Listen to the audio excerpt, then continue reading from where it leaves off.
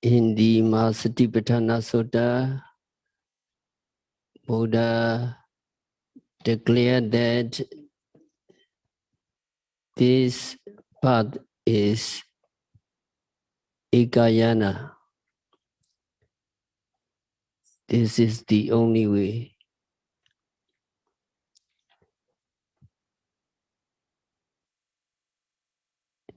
Eka means one and Ayana means way. So one way. The first explanation is that it is the single way that does not branch off. There are no branches in this way, so that yogi can follow this way with assurance from beginning to deliverance.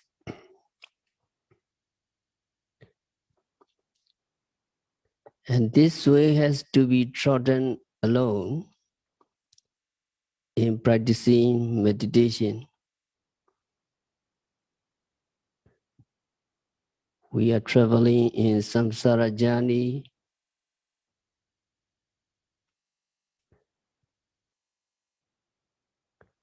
We are making this journey alone without companions. Yogi may be in a group. Yogi may be in a retreat. But actually, yogi are going your own way. You are alone. Nobody is with you. Nobody can give his or her concentration or wisdom to you, and you cannot give any of your concentration and wisdom to anybody else. So although yogis may be in a group, all yogis are really practicing alone.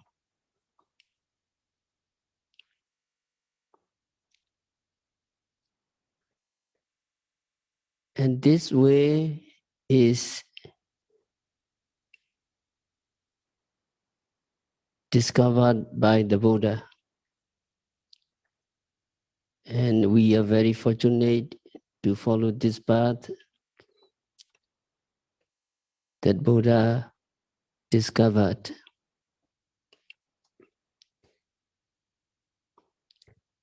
And it is the only way because it is a way that leads only to one destination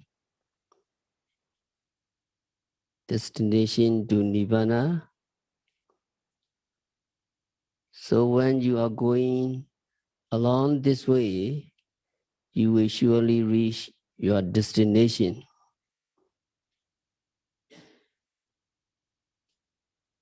Nibbana will be the only destination you reach when you go along this way.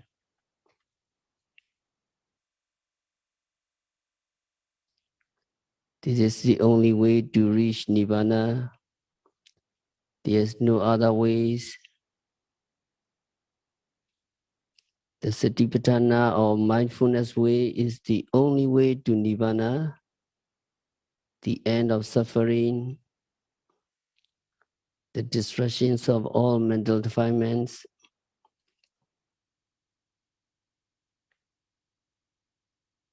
Nibbana is the place where there is no rebirth, no aging, no sickness, no death, and no danger.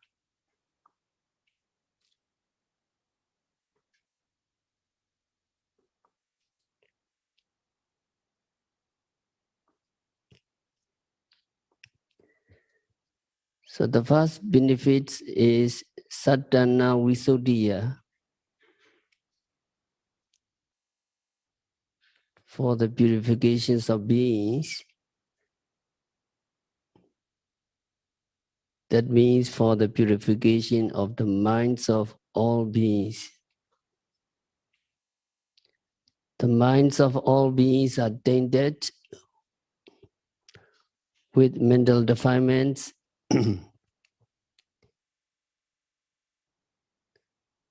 Their minds are contaminated by different defilements. Most of the time, their minds are not pure. They are attachment or craving, greed, hatred, anger, ignorance, pride, envy, jealousy, and so forth. When you open your eyes, you can see very clearly a lot of conflict and battle are there. So attachment defines your minds. The Satipatthana method helps to purify the minds of beings. When you practice Vipassana meditation, you do not have greed, you do not have hatred, you do not have delusion or pride or other mental defilements. All these things are absent from your mind during your practice of meditation. Because you are going along with the nature phenomena,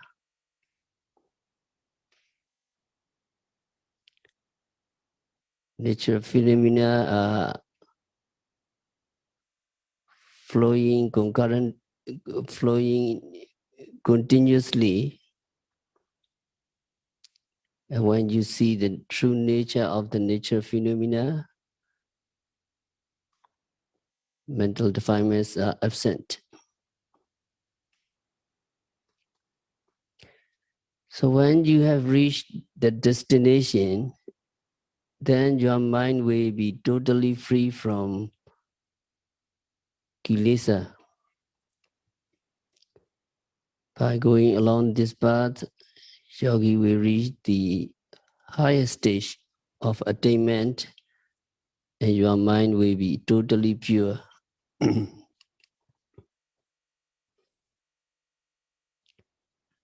And by practicing Satipatthana meditation, you will overcome sorrow and lamentation.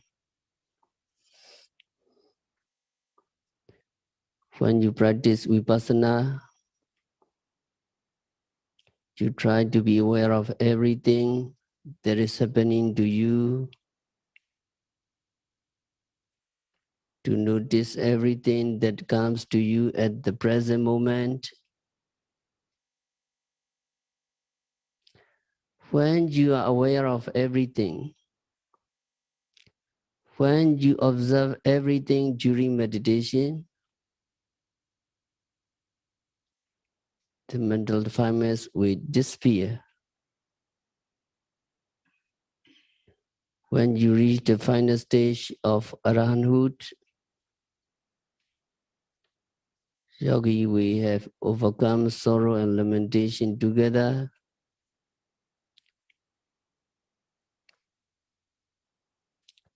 Although yogi have reached such a stage, sorrow and lamentation will never come to you again.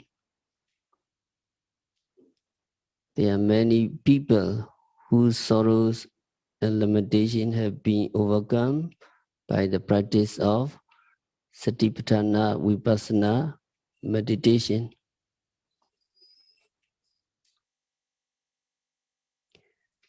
And by practicing Satipatthana path,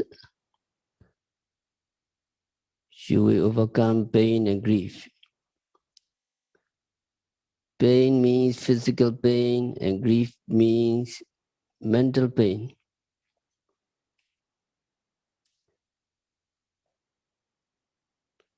When you have sat for some time, you feel pain in the body. But when you persevere in watching the pain, or taking note of pain, and your concentration becomes powerful, and you can capture the pain, feeling, painful feeling very clearly, and then pain will go away, and you will have overcome that pain. So you can overcome grief through the practice of vipassana also. When you have reached the higher stage, yogi will have overcome pain and grief once and for all.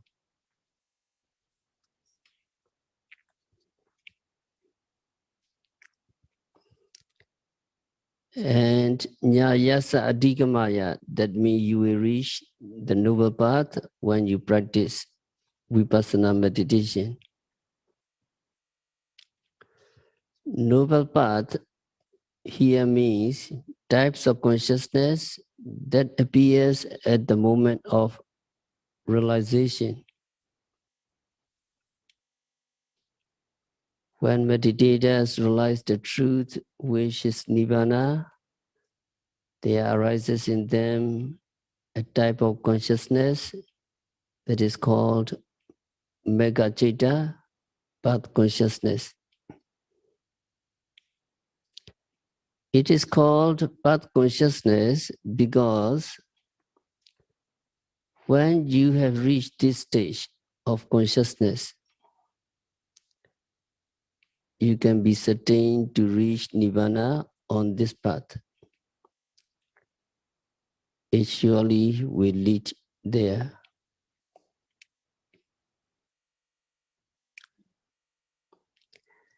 There are 4 stages of realization, and so there are 4 types of path consciousness. Each path consciousness eradicates some mental defilements completely, so that after reaching the 4th path consciousness, all of them are altogether eradicated.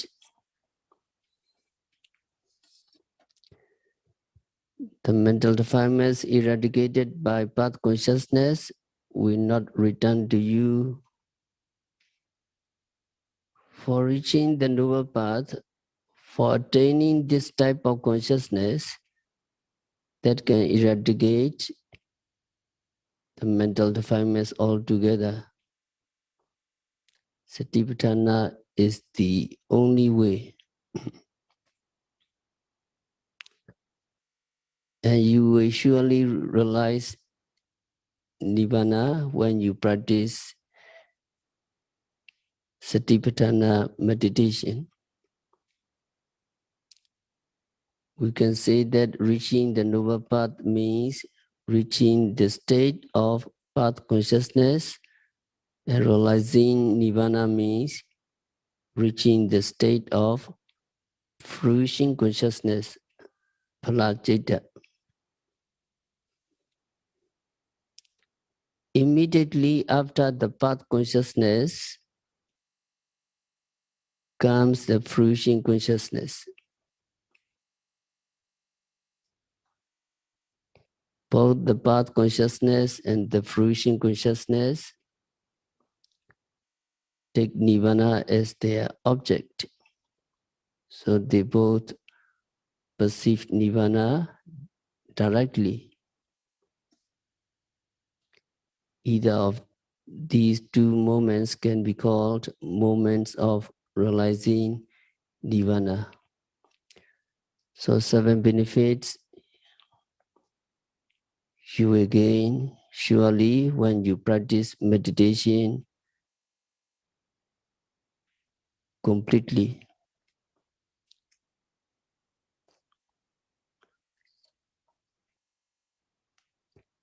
And now you are following this path, you are practicing this path.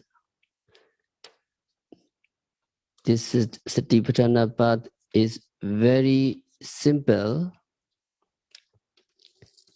It requires yogis just to be mindful of all psychophysical phenomena that are manifested at the six senses.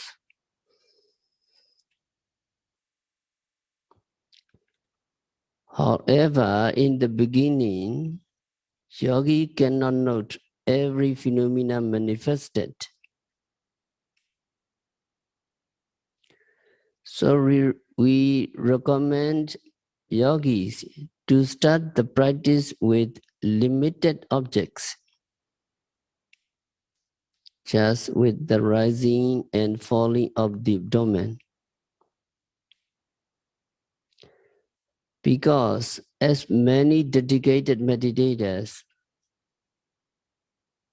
many yogis affirmed it is the easiest object to note among others and also ensures uniformity among the meditators.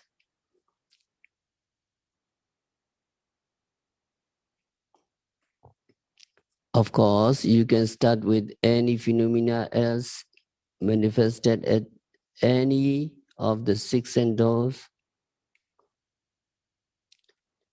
Nothing can be wrong with it if it is obvious enough to be aware of.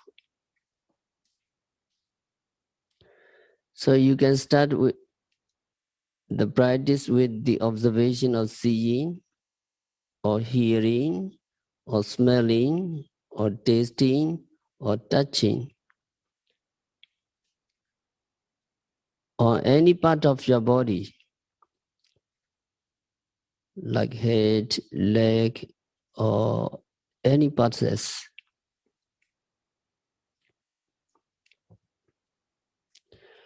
You can also start with mindfulness with your thoughts. If your thoughts obvious, we never mention any phenomena as a wrong object for vipassana, as long as it represents five aggregates. Rupa Khanda, aggregates of metta, vedana, khanda, aggregates of feeling, Sinya Khanda, aggregates of perception, Saṅkhārakkhandha, aggregates of volitional activities, Vijnana Khanda, aggregates of consciousness. As long as it represents five aggregates comprising the nama-rupa psychophysical phenomena.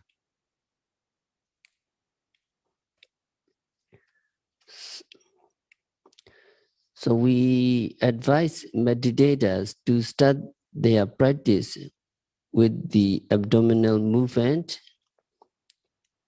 in which the air elements prevails in terms of motion, tightness, or pressure.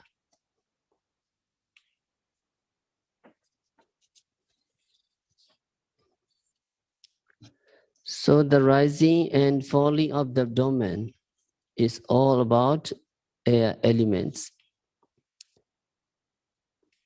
One of the four primary elements. The commentaries recommend us to start vipassana with the observation of four primary elements. Patwi dhatu, earth element, apo dhatu, water element, tejo dhatu, heat element, vayu dhatu, air elements. On the other hand, we can start with observation of jhanic mental states. If you practice vipassana on the basis of samatha jhanic concentration. But the vipassana we practicing here is pure vipassana. So we are supposed to start with the 4 primary elements. Among the 4, the earth element can be experienced as hardness and softness.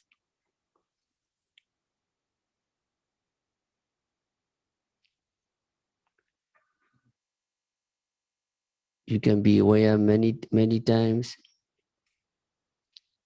You touch something, you will feel hardness or softness.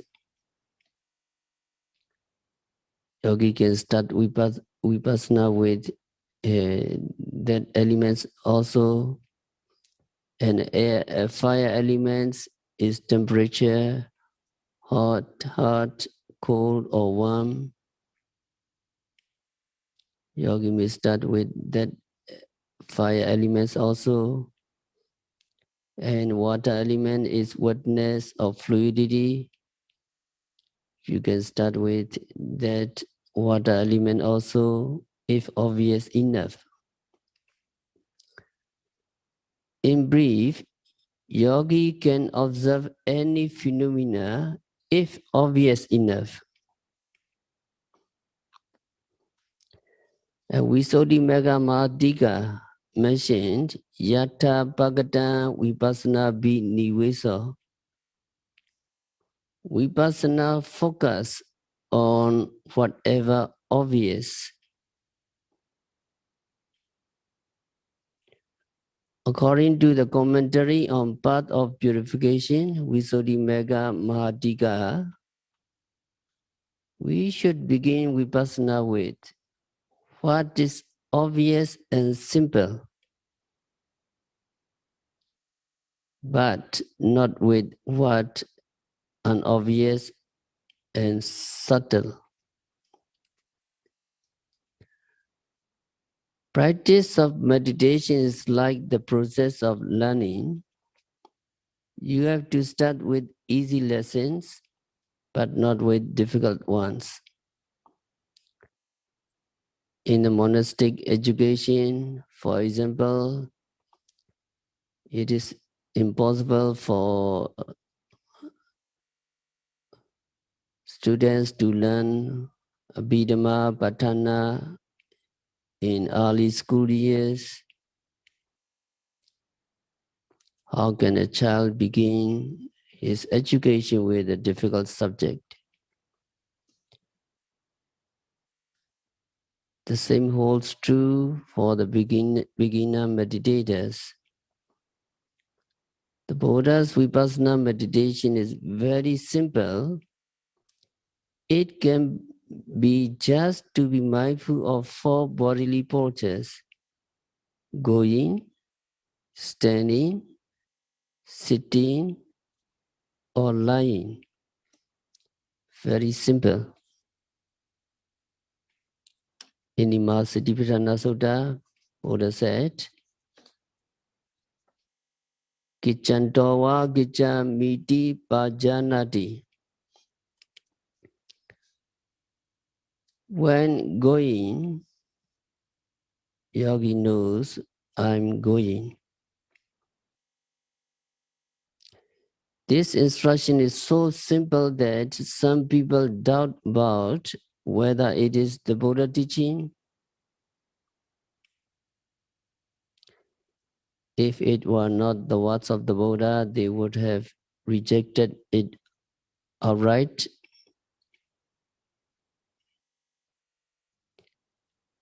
Yet they wish to argue even over the Buddha's teaching and try to interpret it in their own way.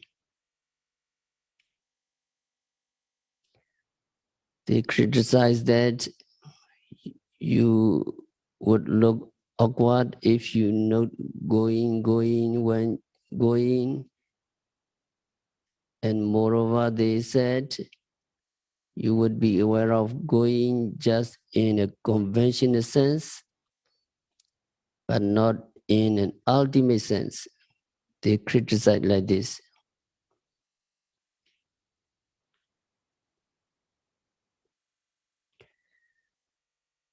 The passage mentioned above is exactly what the Buddha said, which needs nobody's correction. If the Buddha had intended to emphasize the ultimate phenomena, that is mind and body, then Buddha would have said like this, Kichandowa namarupanti pajanati. When going, yogi knows nama and rupa, mind and body. Buddha would have said like this. In reality, Buddha just instructed yogis, when going, yogi knows I'm going. Kichandowa kichamiti pajanati.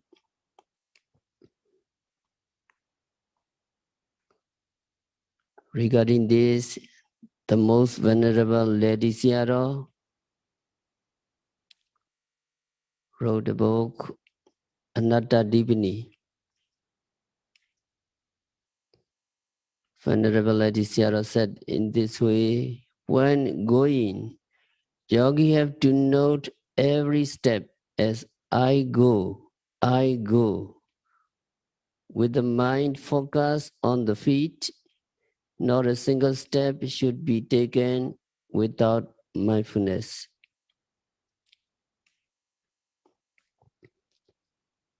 Here, Lady Sayadaw translated, I go, is the exact translation of the Pali sentence, Kichami, but not his own interpretation. While noting, I go, however, yogi will become correctly aware of the physical movement and the mind that generates that movement. When your mindfulness is continuous and your concentration gets strong enough,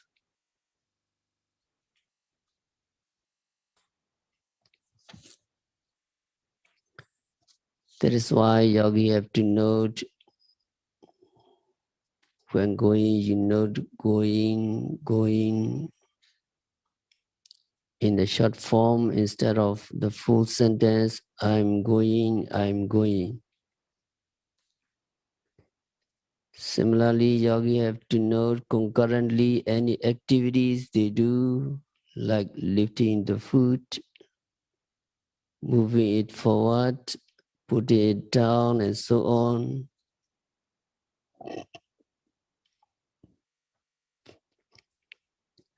This is the easiest method, requiring only bare awareness.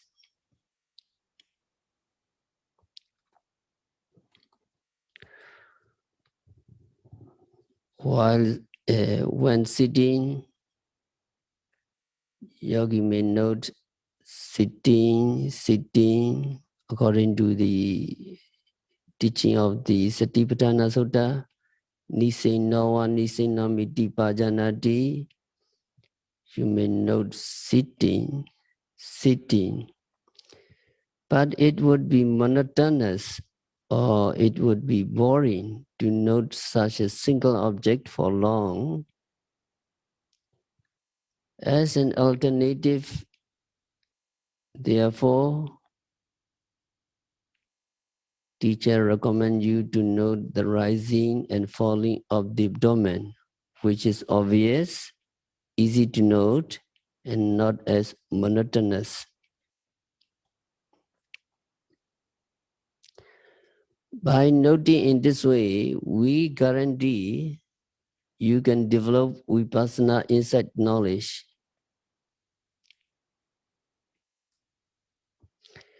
Some beginner meditators, some people who have overheard our talks are skeptical about whether this is the real effective way to the development of insight knowledge, they become skeptical. Their skepticism is not surprising since they have never tried this method, since they do not have any clear idea of what insight meditation is about. So they are practicing just by faith. Initially, they cannot discern namarupa, psychophysical phenomena, not to mention to see namarupa arising and disappearing. Although their teachers encourage they would. So they become skeptical about the efficacy of the mindfulness meditation. This means they arrive at the crossroads, wavering, indecisive, and hesitating to follow this method. It is the doubt that forms a hindrance to the practice. As a result, they stop developing the mindfulness and they are disqualifying for the abode of noble ones and have to get back to the house of common people where they are unprotected. At this moment, if they were to die with lingering attachment to sensual object, they are most likely to land in the lower states, exactly like a person who was reborn as a louse because of attachment to his properties. This is exactly like a trader who gets killed at the crossroads because he is uncertain and fails to take the right turn before too late. So if you are skeptical about the Satipatthana method and fail to practice it, then there will be no chance for you to attain any vipassana insight, let alone Megaphala and Nibbana.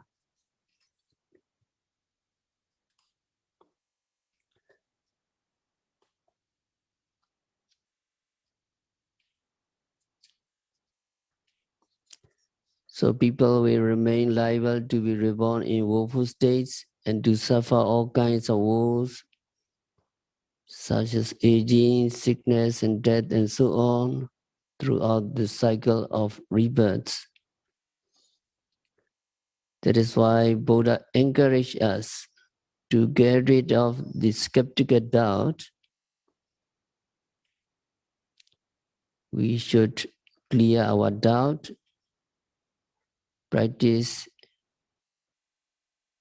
more diligently to get the real nature, to overcome doubt. So doubt is the crossroad, and if you are there, note and remove the doubt immediately.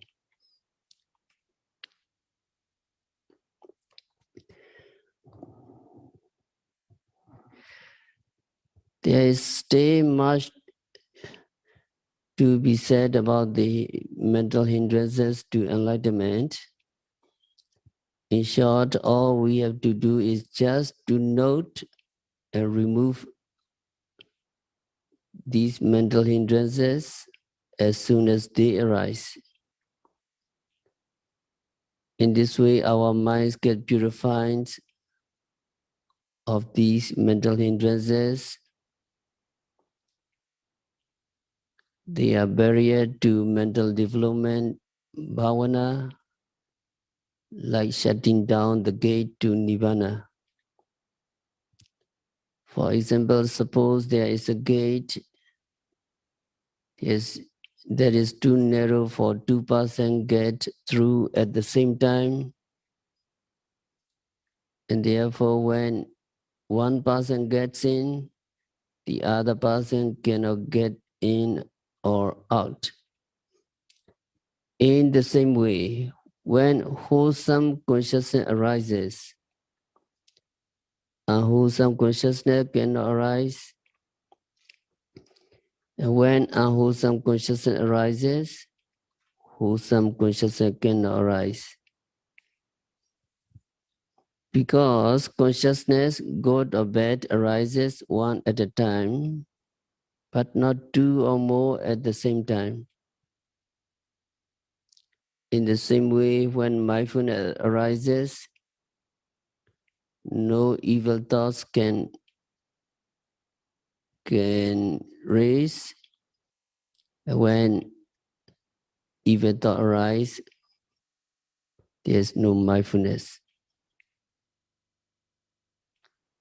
In this way, our minds become pure through the practice of mindfulness.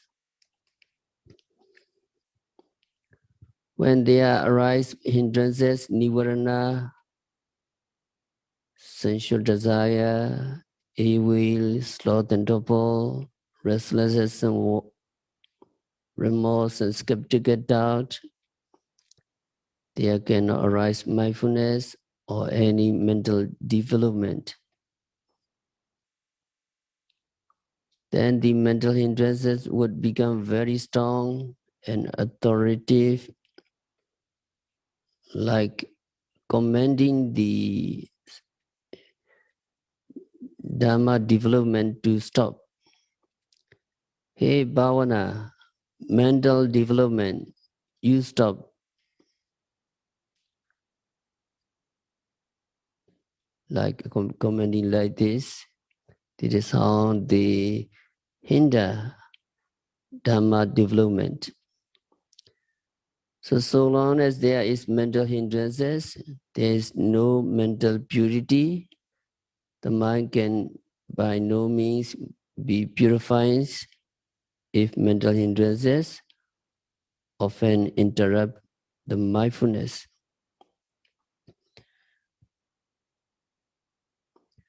So if yogi have ever practiced, yogi can understand it well. Many people do not meditate because they consider their minds are pure by means of wholesome deeds. They say, I perform charity, I observe sila, and recitations of Dhamma, and worshiping triple gem.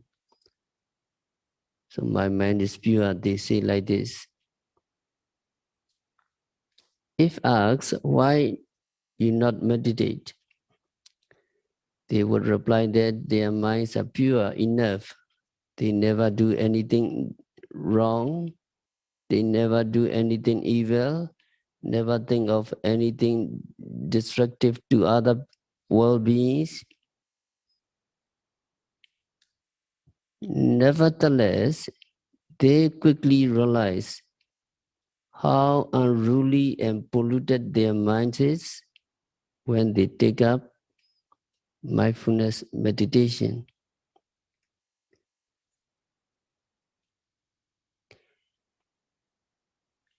In this regard, at one time, a lady yogi who once practiced mindfulness under Venerable Mahasi Sayādaw, and Mahasi Sayādaw gave her the instruction as usual, that is to begin the practice by noting rising and falling of the abdomen as a home object or primary object, and every phenomena as manifested at the six sense doors. Mahasi Sayādaw gave instruction. Shortly thereafter, That yogi complained of her mental distraction. She said that at home my mind did not give any trouble, but since the day she started meditating, she had much trouble coping with unwholesome thoughts.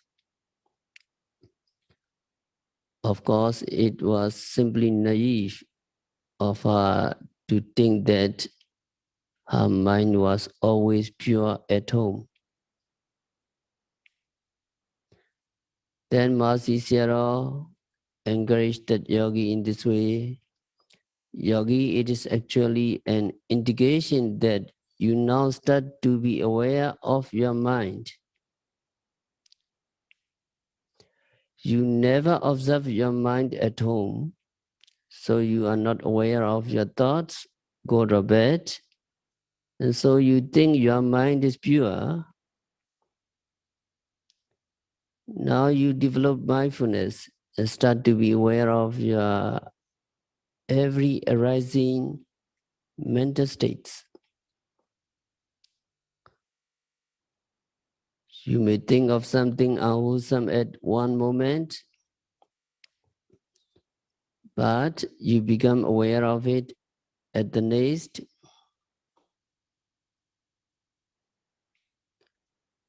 Without mindfulness, whether the mind gets pure or impure cannot be known. Like a kitchen cloth that gets stained so much that any more stain cannot be seen on it. Ordinary people don't care whether their thoughts are pure or impure. So their minds often get stained with sensual desire, aversion, and frustration, and so on. But they think their minds are pure because they are rarely mindful of their thoughts. Now, with development of mindfulness,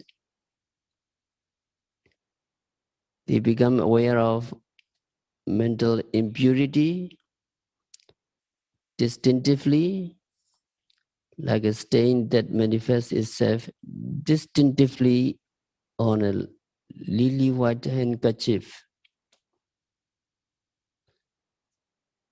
In the same way, unwholesome thoughts become known instantly through the practice of mindfulness.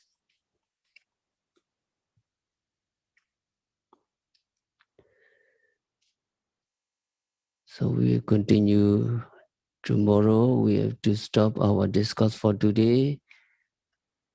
May you practice mindfulness meditation well by noting rising, falling, sitting, touching, standing, walking, stretching, bending, seeing, hearing, smelling continuously and meticulously. May all yogis be liberated from all suffering. May all yogis realize the real peace in the very near future.